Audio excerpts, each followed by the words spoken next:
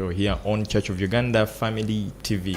Now, it is special because indeed it has come in a special way. And of course, we are grateful that you are watching us wherever you're watching us from. Edrine Osteen Mukalazi is my name.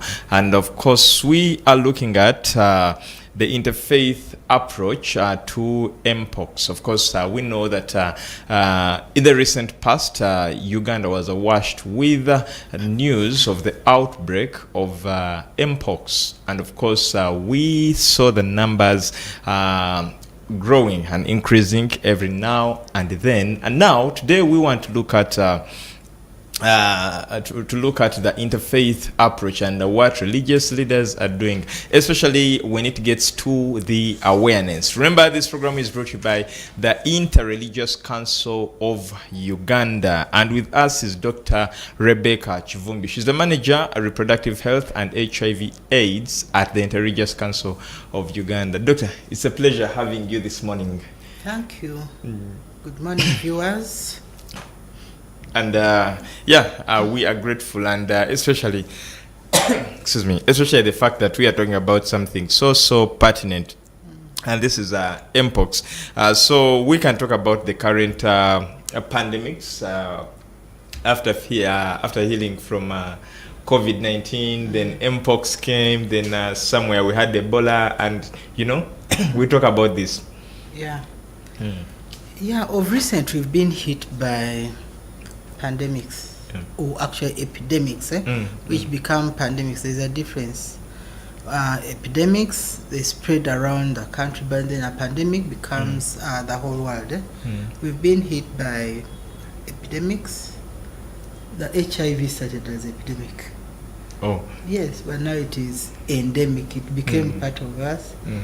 Yeah. Then, and it has been on for years. We've had cholera outbreaks.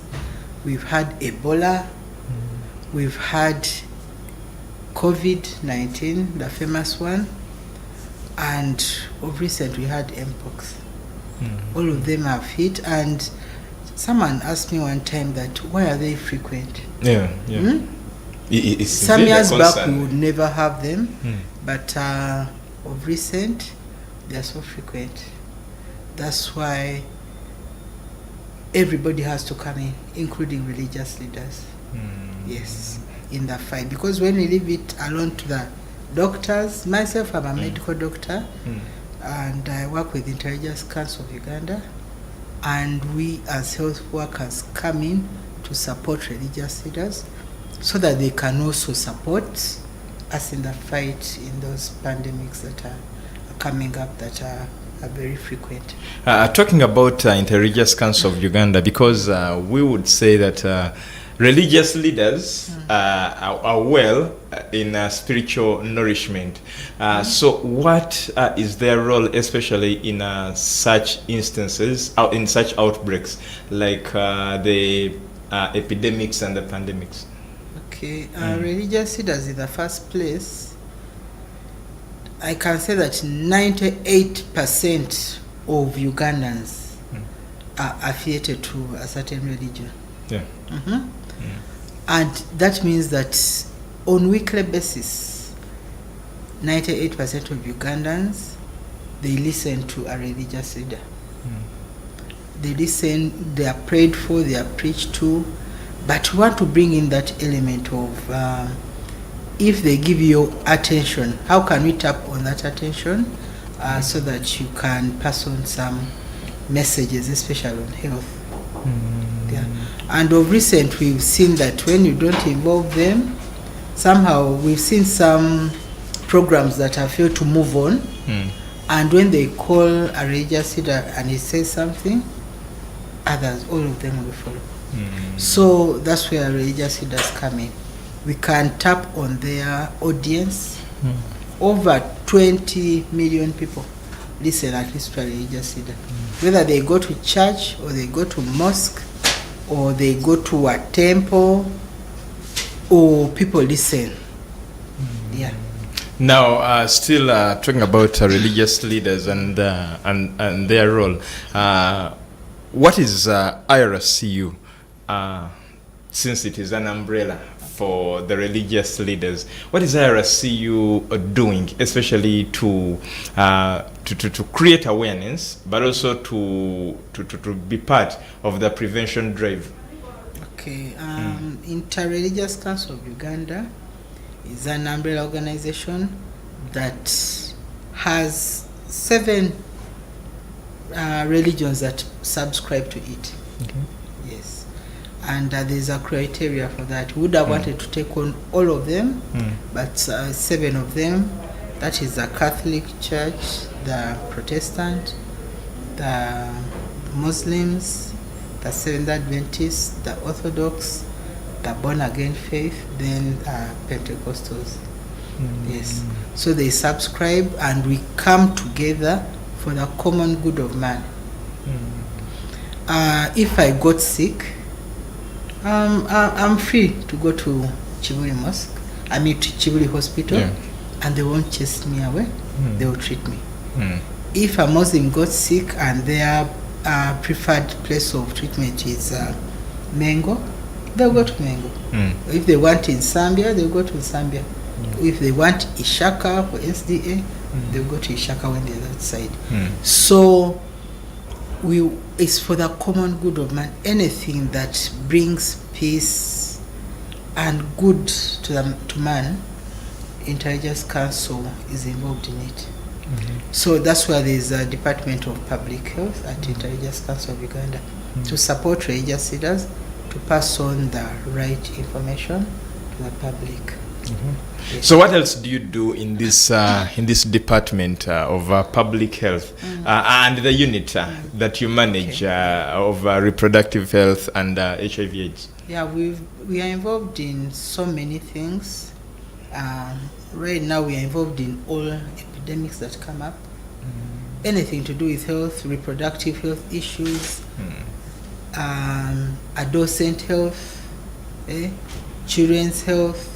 We are also advocates. If the costs of healthcare is too high, we'll come out. And we are people. The people's voice will come out and complain, so that they can look at the costs. If there is maybe a drug or a vaccine or something that has come on market and is to be sold, no, we shall come out and say that is so expensive for the people, so that people will not be able to get it. So we talk for the people.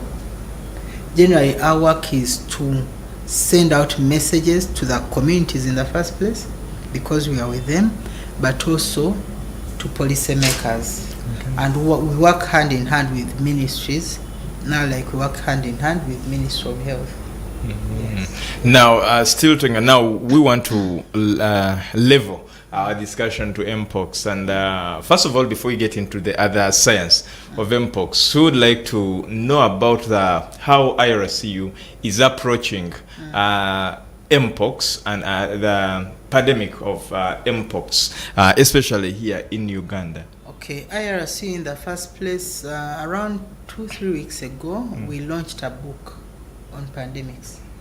A book, simple, written in a simple language, understood by religious leaders, to read about MPOX, all epidemics and the different, epidemics that we've had, so that they can get the right information and pass on the right information to the communities.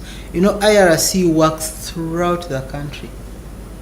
In Arua, that book will reach Arua, and so the religious leaders there, whether Catholic, Muslim, Protestant, should be able to get the right information from that book and pass it on to the congregation. In Kabale, should be able to do so. Mbale, Bundibujo, Kasese. So what we've done is we wrote a book which was launched by the Ministry of Health on epidemics. So that book, we expect it to be read, to be received first of all by all of them in both hard and soft copies. They read, then we support them in supporting them to see how they implement. They come up with programs You know, like if they have a service for 2 hours, then they should be able to get maybe 15 minutes or 10 to talk about health issues. So that's number one, coming up with a guide to the religious leaders. Then the other one we've also done is we've done radio presentations, like right now what we are doing, and we've also done TV presentations, teaching the community and also religious leaders on the epidemics around. So we don't treat. We don't treat, but we support the community, we support policy, and yeah, that's what we do. So in other words, I shouldn't fall sick and then I run to IRCU and I say, now that there is a directorate of public health, let me go, and then they they give me the service. No, please. But feel free to walk into all our hospitals. Okay. All our hospitals, they should be able to help you. Okay. Yeah, so when someone gets sick, we are saying don't come to IRCU, but go to the nearest healthcare facility, whether government or non-government, church founded, mosque founded, please feel free to go there. And while you are there, our role is to see that they have the right treatment for them. Yeah. Okay. So we now want to get into MPOX. You know, when MPOX came, people came up with very many names, and it subsided that there are communities that still believe that MPOX is bewitched. So we really want to understand the science of MPOX, so that probably we demystify a few myths that our people out there carry. So what is MPOX as MPOX? Okay, MPOX is a disease that affects people. Let me put it in simple terms. Diseases are either bacteria, virus, fungal, that is now the science which you want to go to. But it's a disease, a viral infection that affects people. But the origin, it comes from animals, monkeys, Yeah, so the first infection comes from animals, from animal to man, then from man to man. So it's a disease of, we have to get in contact first of all with animals that are infected. Don't run away from all animals, but animals that are infected. And the current one, I think, came from Congo. And so it's a disease that spreads through contact. So if you come across animals, eat raw meat, get close to the infected ones, you will catch it. When you catch it, when you sit in a taxi, move, say from, let me give an example, from Kasese to Kampala, you have moved it from Kasese to Kampala. Then the next day, if you go to Nakaseke, you will again do what? I've taken it to Nakaseke. There. Meanwhile, if your family is in Mitiana, you go back home, you spread it to your family, your wife. Yeah? So it's through close contact, skin to skin. Then if, just in case people are not aware or don't know, because it starts as a fever till the spots come out, even clothes, if someone of MPOX has put on a cloth and you put it on, maybe bed sheets you share, then that person can get MPOX. Then at times it brings symptoms like cough, flu. If you cough into someone, that person might will get MPOX. So it is a disease that is caused by close contact, through skin to skin, infected clothes, sneezing and coughing out. Yeah. Then the people who are most affected are the closest people to the person. Okay. Closest people to the person, especially the wife. So and the children, they say the wife who you hug. and the children. But now I think why I'm bringing in the wife or husband, they say sexual partners. It's not sexually transmitted, but the more sexual partners you have, because there's a lot of contact there, you'll get. That's why it was seen mainly in people with multiple sexual partners and also commercial sex workers. And it has also been seen in, when we say that it's there in Kampala, it's not in all parts of Kampala. It's in particular spots. Yeah, you won't find it in Nakasero, but you'll find it downtown, because of the congestion. Yeah. Okay. Then still about the causes. Someone would say, what if I'm in a taxi, I sit close to people, you don't know whether they're sick or not, but you know how our taxis load. So 4 and in some places 5, in some places you're supposed to carry another one. Isn't that subjecting people to risks?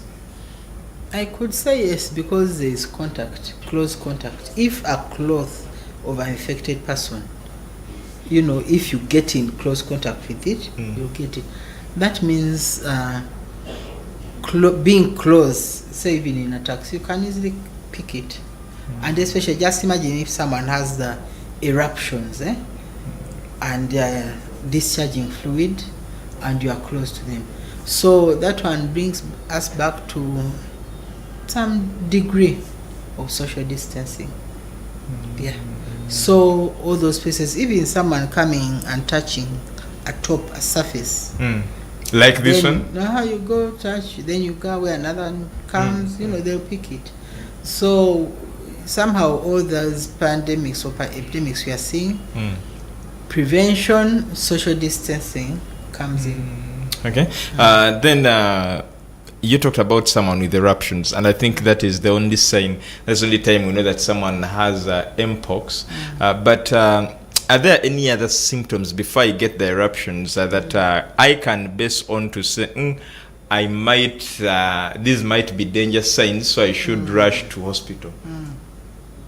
Now, yeah, that is the unfortunate thing, is that most of the time we wake up when we've seen the eruptions. But the person first gets sick. There's that period of unclear. You have a temperature, you have muscle pains, just like any other person feeling sick. So fevers are there, headaches, muscle pains, then chills, all that kind of thing. So they come and, you get them for some 3-4 days before the eruption comes up. Then when the eruption comes up, that's when we wake up. However, there are some telltale signs. If you've been in close contact with a person, you should be able to suspect.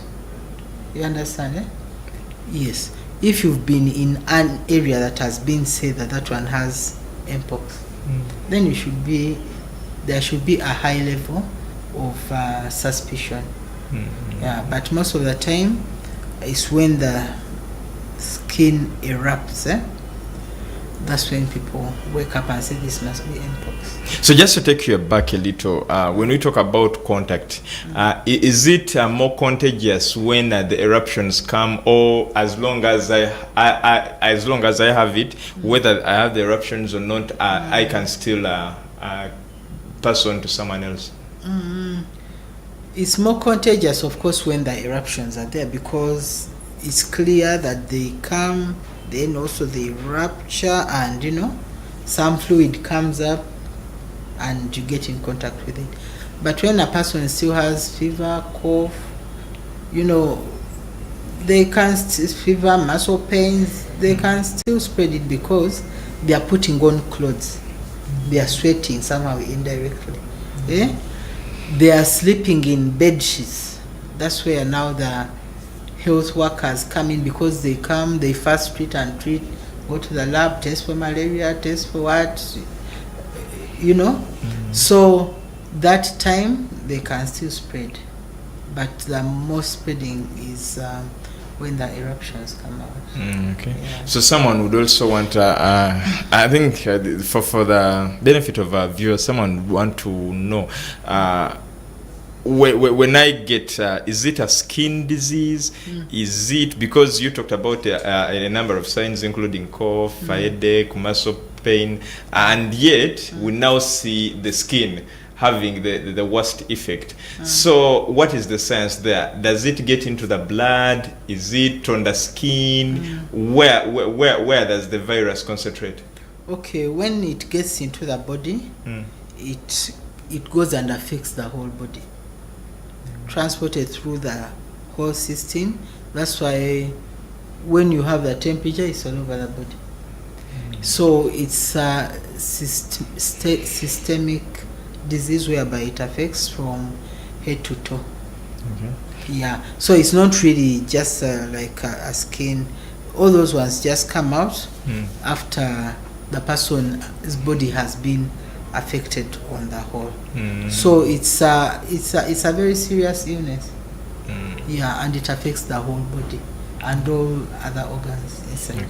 So when we, because for example, for COVID-19, there was a time, an incubation period that they would give you, you would spend in quarantine as they check again to see.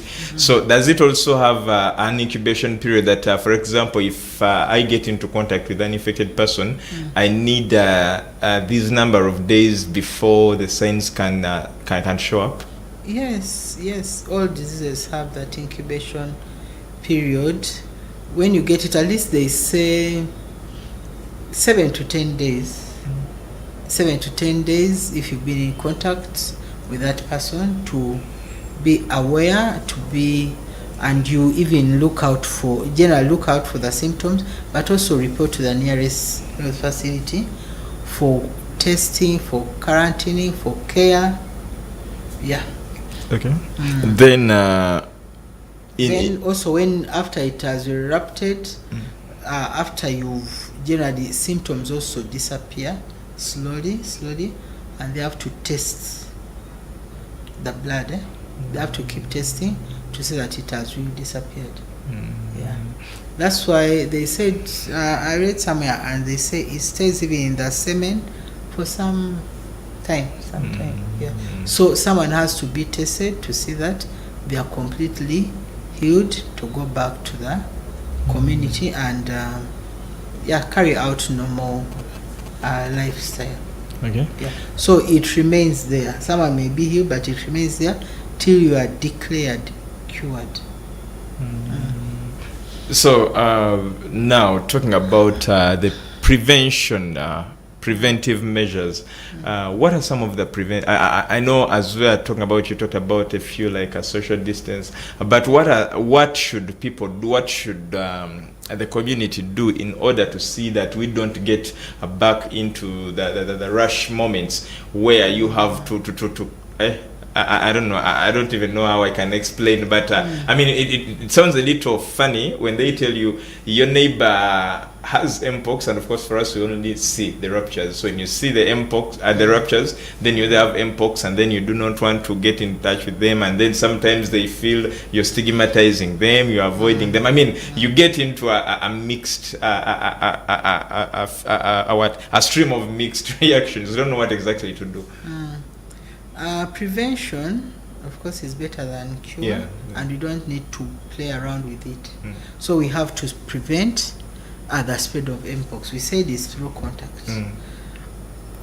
We have to do it in such a way that we talked about stigma. We don't stigmatize someone and label them forever MPOX. But when they have that disease, it's good to keep the distance. They say especially washing their clothes. At least you use what? You protect gloves and all that. Yeah, so it can really spread. That's why we need to spread. So first of all, do I have to sort the clothes? I wash theirs separately. I pour the water. All it doesn't matter. I mix them up. No, you don't mix them up.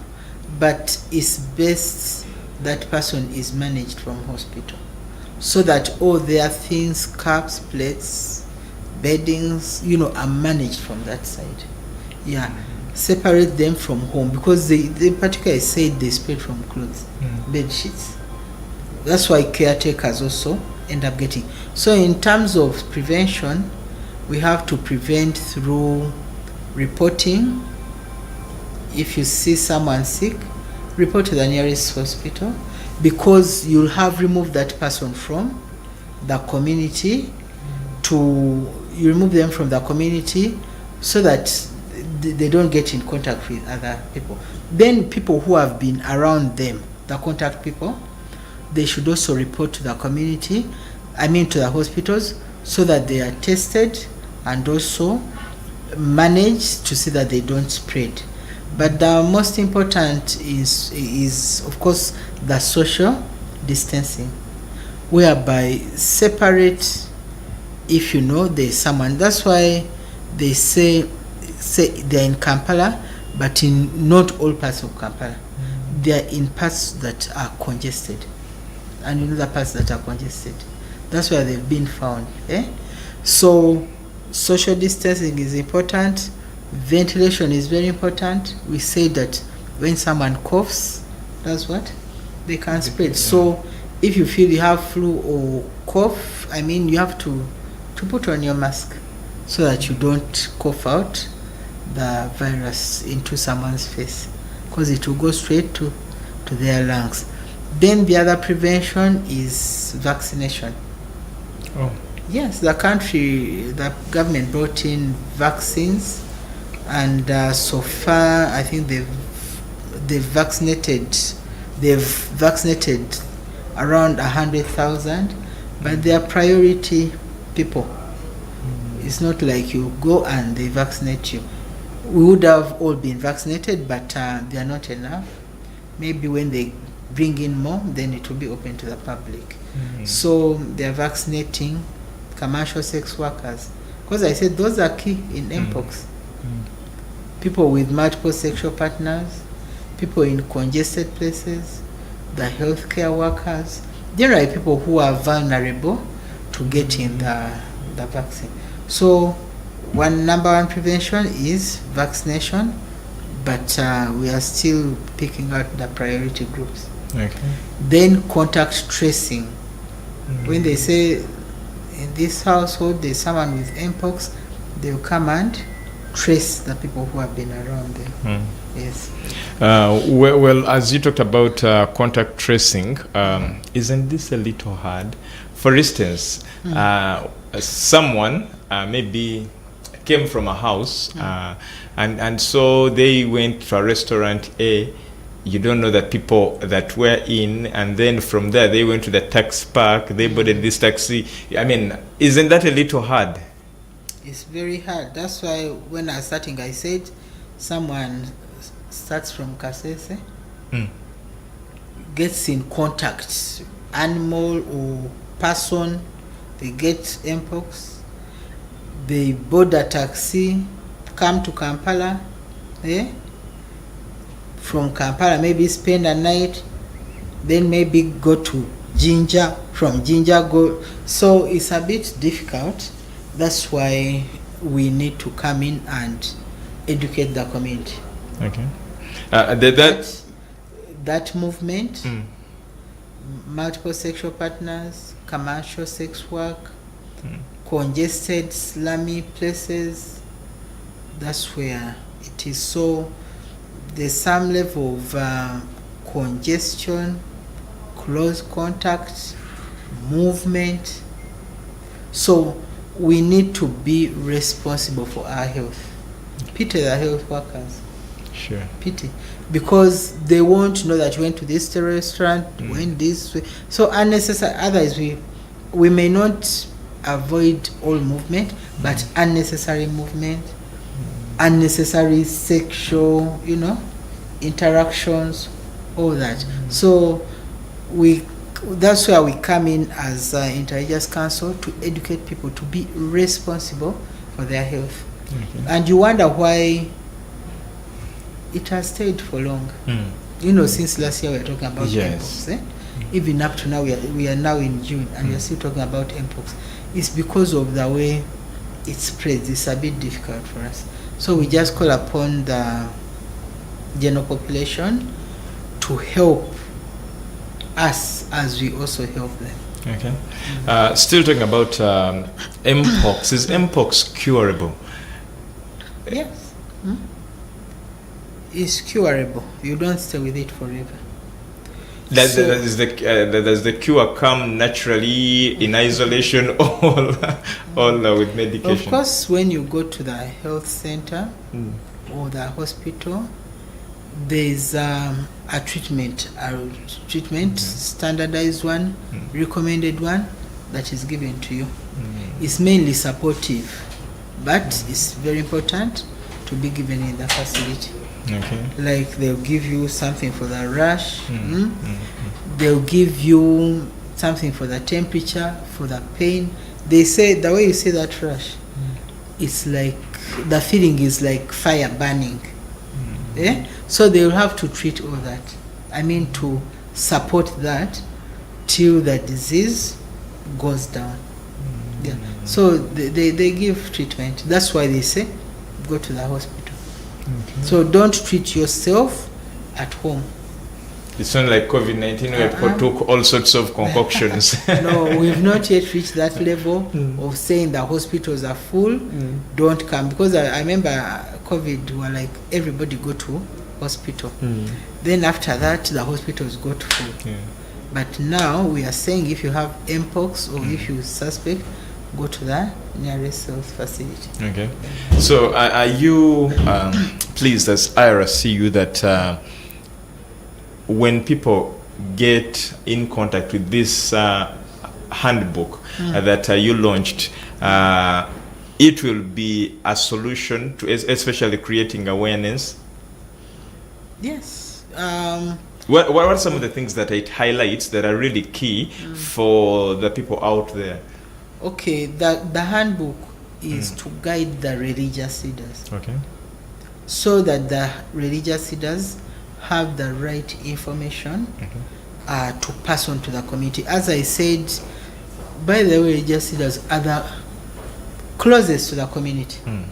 Because I said they talk during church service, mosque, Juma prayers, they talk on TV, on radio, even door-to-door outreaches. Now, I was going to go there.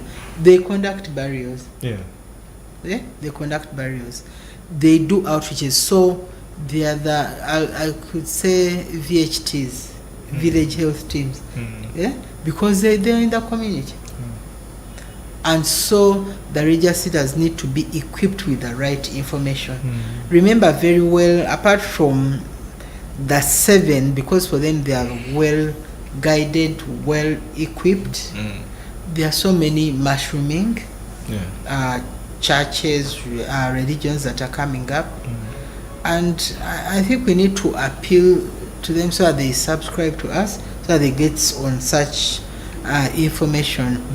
Otherwise, someone can say whatever a religious leader says, their congregation will listen. So if they say that vaccine, don't take it, do you think people will take it? So now we have to give them the right information so that they pass on the correct information. And we are saying in their program, as they go about their work, they should have time for health messages. Health, we call them maybe nuggets, something in their bulletin maybe, or the congregation as they are seated, they should work hand in hand. They should work hand in hand with the health workers that are in the congregation. They can do it in different ways. If you have a health worker in your congregation, work hand in hand to come and give you, and you can say, please, we are inviting so and so for 5 minutes to tell us about the diseases that are around. A certain disease, maybe MPOX. That is, if you have a health worker in your congregation, most of the time they will volunteer and they do so. If they don't have, then the religious leaders themselves, we have equipped them through that handbook to be able to say the basics. I mean basics, if you say hand washing, sanitize, social distance, mask, report to the health facility, those they can do that. because that is what is in the handbook.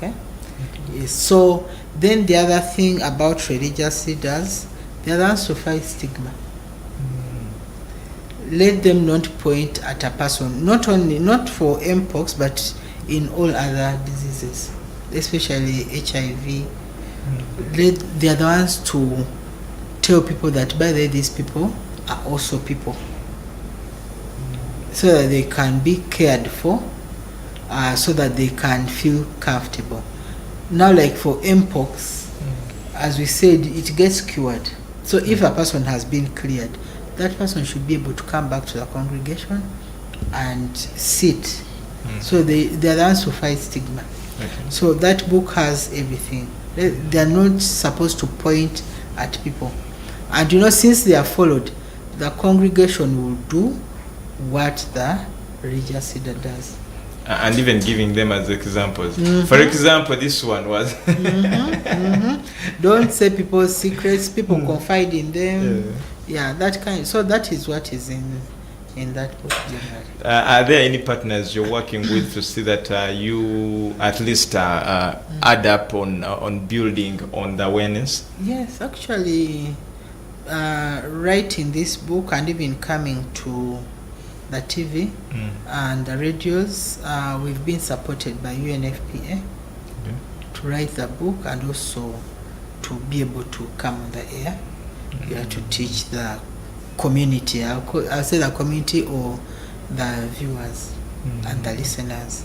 So we've been supported by them, but also Ministry of Health has really supported us because they give us the guideline. You can't write a book without, and you can't even launch it without them reviewing it and seeing that the information again is correct. What we want to avoid is wrong information.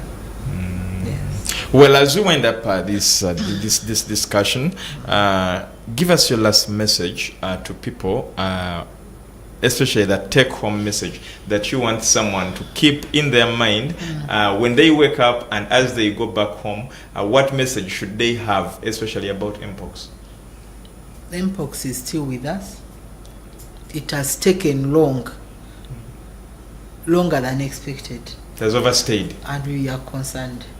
So I urge the viewers and the public to also be aware of that it has taken long, meaning that it's still there, still spreading. Let's do the standard things that were recommended or are recommended for epidemics: social distancing, reporting to the nearest health facility. Take yourself there, don't hide. Take yourself, don't hide. Tell them all the history about who has been around you, and they'll come and, take off samples and test them. So don't hide, because MPOX is still spreading and it kills also. And we don't want our people to die. We want very healthy communities. Then we talked about the sexual partners. Let's look into that. Let's avoid multiple sexual partners. And also the commercial sex workers, they need to be very, very careful, because it has been noted that it is spreading more in them. Well, thank you so much, Dr. Rebbecca, for these insights, especially on MPOX. Like Doctor said, MPOX is still with us. Therefore, what we are supposed to do is to stay vigilant, so that you do not be the reason someone else is, it is transmitted to someone else. Therefore, let us together join hands and break the spread. So by you taking caution, you're also protecting your family, you're protecting your loved ones, you're protecting your relatives. Like Doctor said, that MPOX has stayed longer, and so this is now becoming a concern, a public health concern. So that is why, as such, such platforms, I mean, such messages are coming out. And of course, we want to thank the Interreligious Council of Uganda in partnership with UNFPA, especially for coming up to say no. Let us now awaken the awareness, of course, to see that at least the spread is blocked. Thank you so much for watching this show. It's been a pleasure. Edrine Osteen Mukalazi is my name. We wish you a blessed morning.